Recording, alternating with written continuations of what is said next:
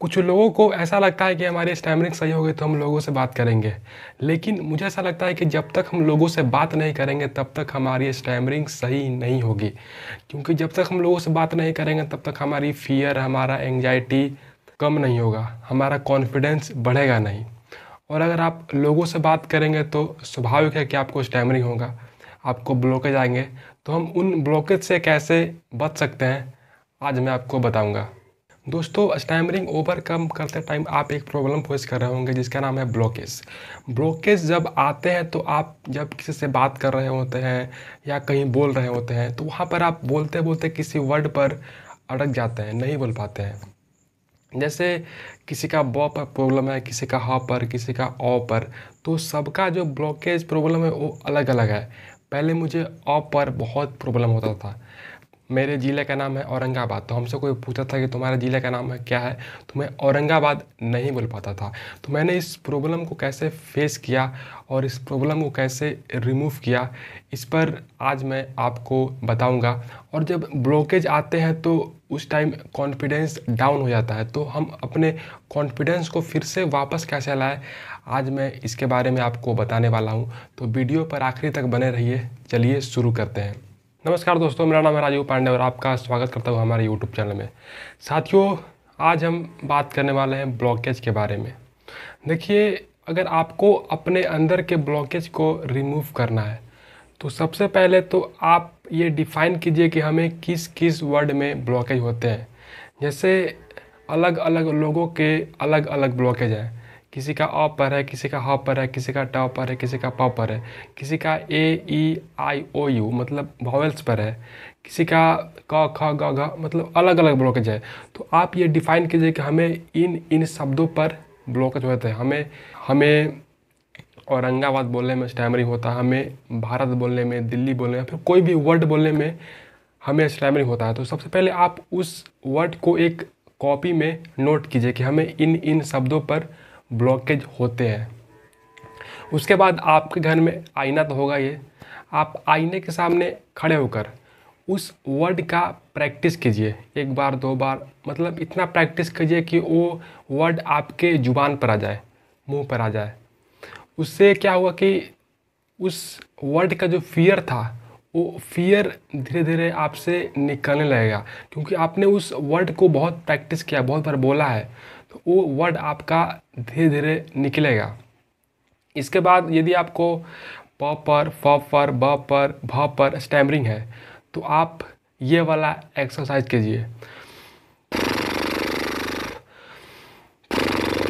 इससे क्या होगा कि जो प, फ, ब, भ, म ये सारे वर्ड लिप्स से निकलते हैं। और अगर आप इस एक्सरसाइज को कीजिएगा तो जो आपका लिप्स है वो एक्टिवेट हो जाएगा। इसके बाद अगर आपको ट, ठ, ड, ढ, न ये सारे जो वर्ड्स हैं ये टंग से बोले जाते हैं। तो अगर आप टंग वाला एक्सरसाइज करते हैं, जैसे तो आपका ये प्रॉब्लम में काफ़ी फ़ायदा करेगा। इसके बाद आप जहाँ भी ब्लॉकेज होते हैं आपको, उस ब्लॉकेज को आप माइंड पर ना लीजिए, मतलब उसको लाइटली ना लीजिए। अगर आप किसी वर्ड पर स्टैमरिंग कर गए तो उसको आप छोड़ दीजिए। मतलब जो आप वर्ड अच्छा बोले हैं उसको अपने माइंड में रखिए कि अगर मैंने 100 वर्ड बोला, जिसमें से मैंने 95 वर्ड बहुत अच्छा बोला, लेकिन 5 वर्ड पर मैंने स्टैमरिंग किया, तो आप 5 वर्ड के बारे में ना सोचकर 95 वर्ड के बारे में सोचें, ताकि आपके माइंड में एक पॉजिटिव थॉट जाए। और जो स्टैमरिंग होता है ये वही निगेटिव और पॉजिटिव का खेल है। अगर आप पॉजिटिव हैं, सकारात्मक हैं, तो आपके अंदर कॉन्फिडेंस होगा, आपके अंदर जो कॉन्फिडेंस लेवल है वो हाई होगा। और कॉन्फिडेंस लेवल के कारण ही हमारा स्टैमरिंग बढ़ता है, घटता है। अगर हमारा कॉन्फिडेंस लेवल अच्छा रहेगा तो आप हर जगह अच्छे बोलेंगे।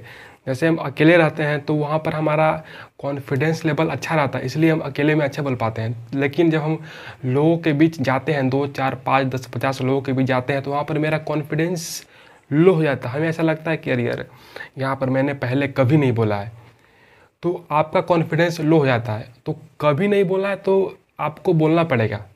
मुझे ऐसा लगता है कि जब तक हम लोगों को फेस नहीं करेंगे तब तक हमारी स्टैमरिंग सही नहीं होगी। लेकिन लोग सोचते हैं कि हमारी स्टैमरिंग सही होगी तो हम लोगों से बात करेंगे, फिर हम बहुत बात करेंगे। तो ऐसा नहीं, कभी नहीं होगा। जब तक आप लोगों से बात नहीं करेंगे तब तक आपकी स्टैमरिंग सही होगी ही नहीं।